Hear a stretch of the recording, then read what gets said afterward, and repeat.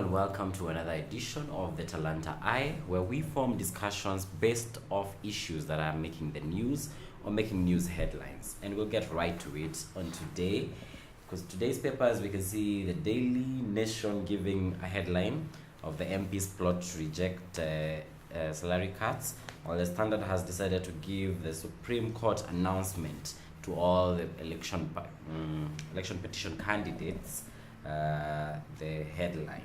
So we'll start by touching on both stories before we check what else is there. Even before the MPs have been sworn in, all the legislators are now scheming to retain their more than generous perks when they assume office. Now, it's not secret that for most politicians, they actually get into politics or want to get these posts of power so that they can be able to cash in on the money, that's the salary, the allowances that they have, the kitties that they have to control, which is quite a shame, and that's why sometimes development is at a lag. And now they are not happy. They are really not happy because there's some suggested salary cuts or salary review and adjustments by the Salaries and Remuneration Commission. And even before they've been sworn in, they're all up in arms, talking about how unfair it is, how they feel that they want to be reduced to beggars. In fact, those were their exact words. I mean, if we are going to call, especially because that came from MPs and senators whose proposed new salary is supposed to be 621,000, down from 710,000. Now 621,000 is what they are calling being reduced to beggars. So I don't know what we call anyone else who gets to earn below that if they are going to go ahead and term themselves as beggars. I feel this is a good move and it's working towards a good direction, because previously we've battled with MPs getting into office and they want to just increase their salaries for no warranted reason. And I think having a regulation commission that checks salaries and makes sure that it's sustainable and it actually amounts to value is very, very important.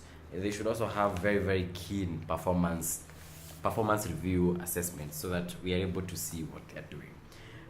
On the Standard, there's about what the Supreme Court gagged. Yesterday, they gave an announcement to the general public, to the politicians, to the election petition candidates. They said that as the election petition, especially the presidential election petition, goes on, people should stray away from speculations or making remarks that are aimed at trying to either force a ruling or influence in any way what the Supreme Court might say, and even giving a lot of political polarization. So let's stay away from that. Let the courts handle the issue. Let's stay away from it. Let's not be a propaganda rumor mill or decide that this is the time to bring our own conspiracy theories. I think Kenyans, we love to do that a lot. Now, a lot of governors have assumed, I think all the governors now have assumed office, which is good. And most of them have got in and started working immediately. However, it's good to note that it's also good to note that some things have started off with slight hitches. Like we know yesterday, the Outer Ring Road in Nairobi was due to be opened by the President Uhuru Kenyatta, but the ceremony was postponed with no clear reasons. It's not clear why what caused the delay. Because I think this 8.2 billion project should be enrolled to ease traffic, especially on that road. That road connects Thika Road all the way to Embakasi and that's Taj Mall Embakasi, which will ease a lot of the congestion that has been experienced on our roads, especially Thika Road nowadays is beginning to build up very much. On to what matters government and governance. Taita Taveta Governor Granton Samboja has decided that his government will be an instrument of change, and he started that by changing the dress code. He decided all the county officials and county executives and all the workers have to have very appropriate dress code. He called it decent dress code, and he went ahead to define what decent dress code to him is, because decency sometimes can be a subjective matter to different people. So he said for all men, it's mandatory to have suits and ties when you're dispensing any county duties And he even told them that, the excuse of not having suits or being expensive is not an issue because he can show them where to get cheap suits. Simple as that. For the ladies, nothing provocative will be allowed. Okay, he didn't go ahead to give the definition of what provocative is, but with the route he's going, I think this is good. It's very good to make sure that there's a set standard for operation. You don't want to get there and not have confidence in whoever is serving you at the county level. Very good, Samboja. We hope you will go with the same agility. You'll approach all other issues of your county with the same agility, not just the county workers dressing. Now, there's the issue of plastic paper bag ban. And this has been a topic of discussion, especially this week. Never mind that the policy and the announcement was made in February 28th, but Kenya is a last-minute nation a lot of the times. So we are grappling with what do we use as the alternative and all that. And in the paper there's a very good reminder that there's a 4 million fine or a prison term if you flout the plastic paper ban. Now, at least the NEMA has been very upfront in talking about this. They say the crackdown will initially target manufacturers because you need to first limit their availability. Stop manufacturing more plastic paper bags. But then shoppers, travelers, and and everyone else who relies on plastic bags will also have to adhere to these policies and look for alternatives. And this includes even women who use them to cover their hair when it rains. I think yesterday Nairobi had some surprise rains, and if you happened to catch the scene, you would be able to point out a lot of the ladies with plastic paper bags on their heads. Yes, even that would be an offense. So find alternatives for that as well, even as you find alternatives for packaging. There are alternatives that have been offered at the paper here, showing you the various ways like woven bags, and several other methods that you can use as alternatives for packaging. But if you want to see very many other options that you might have, remember the KICC exhibition we talked about yesterday. It's starting today. It will be happening today and tomorrow, showing the alternatives that you need for packaging. Nonetheless, Kenyans are still awaiting a ruling from the court about the postponing of this temporary ban on the plastic paper bags, because it's supposed to happen tomorrow after a case was lodged by the Kenya Association of Manufacturers. But with all indications from all authorities, we don't think there will be any change or anything to overturn or ban that. This time the government is serious about this, and it's good to see that they are caring about our environment. And we can see that as well even with our Nairobi County Governor, Mike Mbuvi Sonko, who has started a cleanup. So there's a lot more that we are going to be talking about. Join me after this break so that we can keep looking at things from the Talanta eye.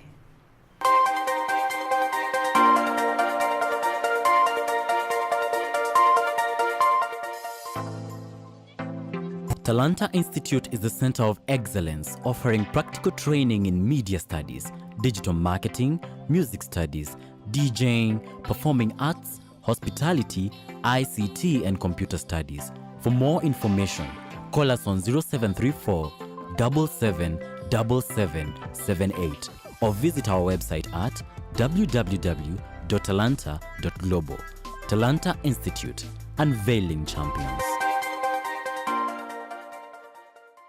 Welcome back to the Talanta Eye. I'm Edwin Kuria, and thank you for staying with me and joining me on this second segment.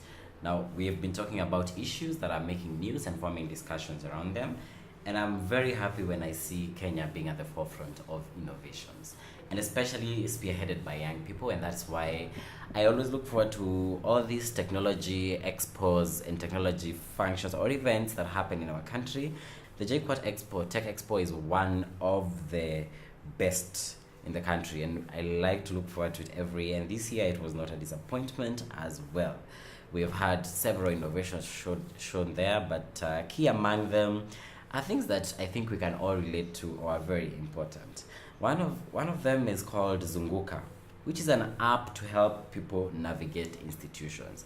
It's very, very good, because I think anyone who has been to, whether it's campus, whether it's high school, your first week is it's a torturous week. You're trying to find places, you feel like you're lost half the time. Worry no more. there's Zunguka, an app, which of course right now it's enabled for JQuat. They've started that, but we'd like to see them get support and develop, because it's very, very good. It really works almost the same way as a web map, but at least this one has that specification. You know, you can get, Google Maps can show you where the institution is, but it can't show you where lecture hall A or B is. So it's very important to have these, to support these young people and have these apps going to transferability. It would be good to see it grow to even corporate institutions, where if you are looking for public offices, it would be easier for you to locate. I think anyone who has gone to a public office, sometimes you might be bounced around so many times before you find what you're looking for. Another innovation that came out of it is a system to help you locate your lost laptop. It's good. I'd like to explore more about how it works, and if you really want to see this, you can check from the Standard newspaper. The story is very well captured there, but it would be good to see, you know, such a tracking software enhanced and enabled to be able to be transferred into other sectors. So it's very good every time we see young people doing a lot. On the same paper, I like when there's a lot of focus on talent and what young people are doing in the paper. It gives me a refreshing boost. There's a student music band to watch out for, which is called Toto Afrique Band. If you've not had a chance to listen to them, you might want to also check out our channel, because they have been here before on the Talanta TV show auditions, and of course we'll be putting up a video of their performance if you want to have an interaction with them, so that you can look them up. You can also see what they are doing. Oftentimes you can find them practicing at the Go Down Center, which is really good. It's good to see a lot of young people and a lot of talent gaining the recognition that it requires. Yesterday in the business front, we had one of the biggest launches. I think Minute Maid. It's not a new brand of juice, but it rebranded. There's been a huge rebrand, and this time they've come back with a selling point of they have no added preservative. Yesterday they had a big launch function of their pulpy orange drink at the Two Rivers. So have a try at it. Try and see if it's going to, if they're really true to their word. Now I'd like to shift focus on our last area of discussion today, which is sports and an issue of nationality for our sportsmen. This is not the first time we've had our sportsmen, our athletes, get to drop Kenyan citizenship and take up citizenship in other countries, so they can compete, or so that they can be able to be in favorable payment conditions. We know we hear a lot of scandals of remuneration in the country when it comes to athletes, when it comes to sportsmen, and I think we need to change how sportsmen and athletes are remunerated and taken care of in this country. Because like now, the former Harambee Stars first race goalkeeper Arnold Origi cannot play for the Kenyan team anymore. I mean, this was only discovered after the Harambee Stars coach Stanley Okumbi called him back for a series of international friendly matches, but he cannot participate anymore because he's no longer eligible to play for Kenya, because he had to drop his Kenyan passport to take up Norwegian citizenship, where he plays, where he also plays as a goalkeeper in their league. But now he's somewhat of a fix, because he cannot play for the Kenyan team, and he cannot play for the Norwegian national team, because he has represented Kenya at a senior level. So that means he can only play within their internal leagues, and in as much as perhaps that's a favorable environment for him, it also limits his growth path. So I think it's very good that we take care of our athletes. We think of how to grow up and build up our sports facilities, our talent centers. We want to host a lot of international games. We want to be able to be a hub of talent, an East African hub of talent. We do have the talent. We just need to create platforms that give this kind of exposure. Thank you for joining me on this edition of the Talanta Eye. Until tomorrow, I've been yours, Edwin Kuria. Join me again tomorrow as we tackle more issues and kick off on new discussions.